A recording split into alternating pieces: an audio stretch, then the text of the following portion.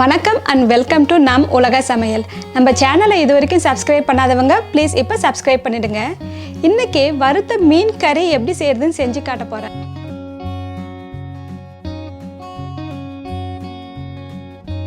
நார்மலாக நம்ம மீன் குழம்பு வந்து வெங்காயம் தக்காளியெல்லாம் வதக்கிட்டு புளி கரைச்சி ஊற்றி நம்ம குழம்பு செய்வோம்.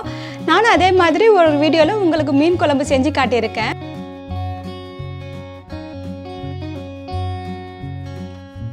நீங்களும் அதை பார்த்துருப்பீங்கன்னு நினைக்கிறேன். இந்த மீன் கறி வந்து ரொம்ப வித்தியாசமாக இருக்கும். இந்த கறியை வந்து நீங்கள் சாதத்து கூட இல்லை இட்லி தோசைக்கெல்லாம் வச்சு சாப்பிட்டா ரொம்ப நல்லாயிருக்கும். இந்த கறி வந்து எங்கள் வீட்டுக்காருக்கு என் பையனுக்கெல்லாம் ரொம்ப பிடிக்கும். இது செய்கிறது ரொம்ப சுலபம், நல்லா சுவையாக இருக்கும், ரொம்ப வித்தியாசமாக இருக்கும். வாங்க இப்போ வறுத்த மீன் கறி எப்படி செய்யலான்னு போய் பார்க்கலாம்.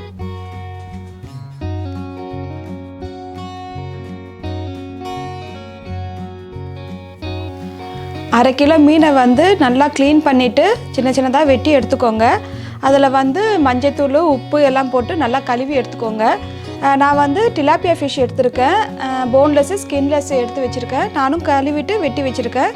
இது கூட வந்து உப்பு தேவையான அளவு, காரத்துக்கு தேவையான அளவு மிளகாய்த்தூள், மிளகுத்தூள் அரை ஸ்பூனு, உங்களுக்கு காரத்துக்கு தேவையான அளவு நீங்களும் போட்டுக்கோங்க. 1/4 ஸ்பூன் கரம் மசாலா, அரை ஸ்பூன் மஞ்சள் தூள், 1 டேபிள் ஸ்பூன் இஞ்சி பூண்டு விழுது, 1 டேபிள் ஸ்பூன் அரிசி மாவு.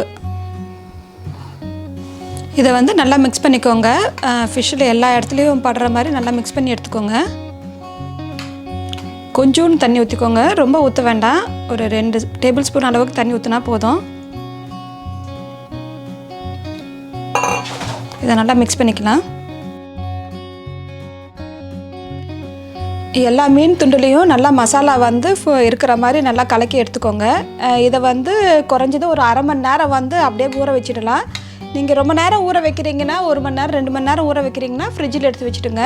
ஸோ இது ஒரு 1/2 அன் ஹவர் நான் அதை ஊற வச்சிடுறேன். ஒரு பாத்திரத்தை சூடு பண்ணிக்கோங்க. அதில் 2 ஸ்பூனு நல்லெண்ணெய் ஊற்றிக்கோங்க. எண்ணெய் சூடானதும் கட் பண்ண வெங்காயம் வந்து 1/2 கப்பு வந்து அதில் போட்டுடுங்க. நீங்கள் பெரிய வெங்காயம் சின்ன வெங்காயம் எது வேணாலும் எடுத்துக்கலாம். இது கூட 1 ஸ்பூனு இஞ்சி பூண்டு விழுது போட்டுக்கோங்க. வெங்காயத்தோட பச்சை வாசனைலாம் போகிற அளவுக்கு ஒரு 2 நிமிஷம் நல்லா வதக்கிக்கோங்க. இது கூட 1 கப்பு வெட்டின தக்காளி போட்டுக்கோங்க. நல்லா பழுத்து தக்காளி எடுத்துக்கோங்க, அப்போ தான் நல்லாயிருக்கும். இப்போ தக்காளி நல்லா வதங்கிடுச்சு. ஒரு 2 நிமிஷம் தக்காளி போட்டு வதக்கிக்கோங்க. இதை வந்து நம்ம ஆற வச்சுட்டு மிக்சியில் போட்டு நல்லா அரைச்சி எடுத்துக்கணும். இப்போ இது கொஞ்சம் நேரம் ஆறட்டும். இப்போ மீனை ஊற வச்சு அரை மணி நேரம் ஆகிடுச்சு. அதை இப்போ நம்ம வறுத்துக்கலாம். ஒரு பேனை சூடு பண்ணிக்கோங்க. அதில் வந்து அரை கப்பு நல்லெண்ணெய் ஊற்றிக்கோங்க.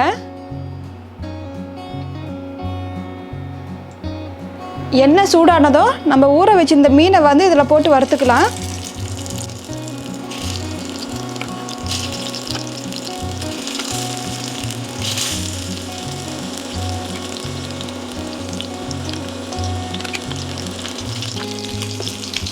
இதை மீடியம் ஹீட்டில் வச்சு நல்லா வறுத்து எடுத்துக்கோங்க. ஒரு பக்கம் வெந்த உடனே நம்ம திருப்பி போட்டுக்கலாம். 2 பக்கமும் நல்லா ப்ரௌன் ஆகிற வரைக்கும் நல்லா வறுத்து எடுத்துக்கணும்.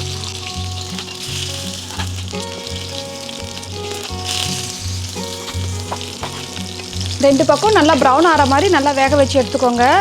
மீன் வேகிறதுக்கு ஒரு 5 நிமிஷம் ஆகும். இப்போ இந்த மீனெல்லாம் வெந்துடுச்சு. இப்போ நம்ம இதை எடுத்துடலாம். இந்த மாதிரி நம்ம எல்லா மீனையும் வறுத்து எடுத்துக்கலாம்.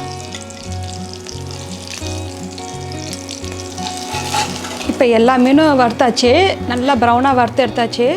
ஸோ இதே எண்ணெயில் வந்து நம்ம அரைச்சி வச்ச வெங்காயம் தக்காளி வந்து இதில் போட்டு நல்லா வதக்கிக்கலாம். நல்லா நைஸாக அரைக்கக்கூடாது. வெங்காயம் தக்காளி கொஞ்சம் வேறையாக இருக்கிற மாதிரி அரைச்சி எடுத்துக்கோங்க. இதை வந்து ஒரு நிமிஷம் இருந்து 2 நிமிஷம் வரைக்கும் நல்லா வதக்கிக்கலாம். இப்போ நல்லா இது வதங்கிடுச்சு. இதை வதக்கும் போது நீங்கள் மீடியம் ஹீட்டில் வச்சு வதக்கிக்கோங்க. இல்லைனா வந்து வெங்காயம்லாம் வந்து வெளியே தெரிக்கும். இது கூட வந்து காரத்துக்கு தேவையான அளவு குழம்பு பொடி போட்டுக்கோங்க. இந்த குழம்பு பொடி பற்றி நிறைய வீடியோவில் உங்களுக்கு சொல்லியிருக்கேன். உங்கள்கிட்ட குழம்பு பொடி இல்லைன்னா நீங்கள் வெறும் மிளகாத்தூள், தனியாத்தூள், மிளகுத்தூள் எல்லாம் போட்டு பண்ணிக்கலாம். நான் 2-3 வீடியோவில் உங்களுக்கு இதை பற்றியும் சொல்லியிருக்கேன். நீங்கள் பார்க்காதவங்க அதை பார்த்துக்கோங்க. இந்த குழம்பு பொடியை எப்படி செய்கிறதுன்ட்டு அந்த மெஷர்மெண்ட்டும் உங்களுக்கு டிஸ்கிரிப்ஷனில் போட்டிருக்கேன், நீங்கள் பார்த்துக்கோங்க. 1/2 ஸ்பூன் கரம் மசாலா பொடி போட்டுக்கோங்க. உப்பு தேவையான அளவு. இதை ஜஸ்ட் ஒரு கலக்கிக்கோங்க. அந்த சூட்டில் நல்லா வதங்கட்டும். அந்த மிளகாப்பொடி வாசனை எல்லாம் போயிடும், பச்சை வாசனை எல்லாம் வந்து. ஸோ அது வரைக்கும் நீங்கள் வதக்கிக்கோங்க. ஜஸ்ட்டு ஒரு அரை நிமிஷம் வதக்கிக்கோங்க. இது கூட 2 ஸ்பூனு புளி பேஸ்ட்டு போட்டுக்கோங்க. இந்த பேஸ்ட்டு வந்து வீட்டில் செஞ்சது தான். இந்த புளி பேஸ்ட்டு எப்படி செய்கிறதுன்னு உங்களுக்கு வேறு வீடியோவில் செஞ்சு காட்டுறேன். உங்ககிட்ட புளி பேஸ்ட் இப்போ இல்லைன்னா நீங்கள் வந்து புளி கரைச்சி ஊற்றிக்கலாம்.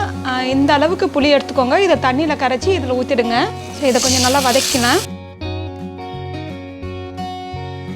மிக்ஸி ஜாரை வந்து நான் ஜஸ்ட்டு கழுவி அந்த தண்ணி நான் எடுத்து வச்சுருக்கேன். அதை வந்து ஊற்றிக்கிறேன். நீங்கள் வெங்காயம் தக்காளி போடும்போது தண்ணி ஊற்றாமல் தான் அரைச்சிக்கணும். ஸோ இதை வந்து கொஞ்ச நேரம் நம்ம கொதிக்க விடலாம். ஒரு 5லேருந்து ஒரு 7 நிமிஷம் அளவுக்கு நல்லா கொதிக்கட்டும். ஏன்னா ஆல்ரெடி எல்லாமே வந்து நம்ம வதக்குனது தான். 2 கப்பு அளவுக்கு தண்ணி ஊற்றிக்கோங்க. இது வந்து இப்போ நல்லா கொதிக்கட்டும்.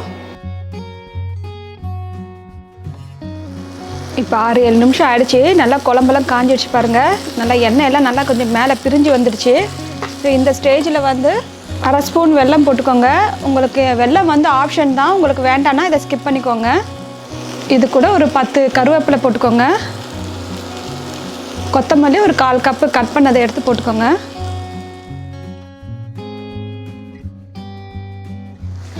கொஞ்சம் ஜஸ்ட்டு கலக்கிட்டு அதில் வந்து நம்ம வறுத்து வச்ச மீனை வந்து இதில் போட்டுக்கலாம்.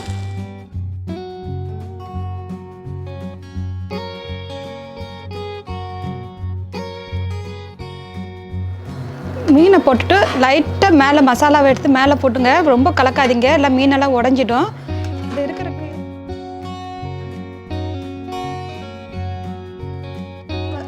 இது வந்து ஒரு 2 நிமிஷம் வந்து மீடியம் ஹீட்டில் அப்படியே வச்சுடுங்க. இப்போ ஒரு 2 நிமிஷம் ஆகிடுச்சு. எண்ணெயெல்லாம் பாருங்கள் நல்லா பிரிஞ்சு வெளியே வந்துடுச்சு. இந்த ஸ்டேஜில் நம்ம ஆஃப் பண்ணிடலாம். இப்போ குழம்பு வந்து ரெடி ஆகிடுச்சு.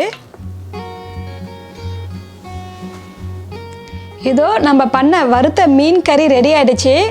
இந்த ரெசிபிக்கு வந்து நான் டிலாப்பியா எலும்பு இல்லாத மீன் எடுத்திருக்கேன். நீங்கள் வந்து எந்த மீன் வேணாலும் எடுத்துக்கலாம். எலும்போடு இருக்கிற மீனும் நீங்கள் எடுத்து இதே மாதிரி செய்யலாம். இந்த ரெசிபி வந்து ரொம்ப டிஃப்ரெண்ட்டாக நல்லா டேஸ்ட்டாக இருக்கும். நீங்களும் இதே மாதிரி செஞ்சு பார்த்துட்டு எப்படி இருந்துச்சுன்னு சொல்லுங்கள். உங்களுக்கு இந்த ரெசிபியில் ஏதாவது டவுட் இருந்தாலும் கமெண்ட்ஸ் பண்ணுங்கள், நான் ரிப்ளை பண்ணுறேன். லைக் பண்ணுங்கள், ஷேர் பண்ணுங்கள், சப்ஸ்கிரைப் பண்ணுங்கள்.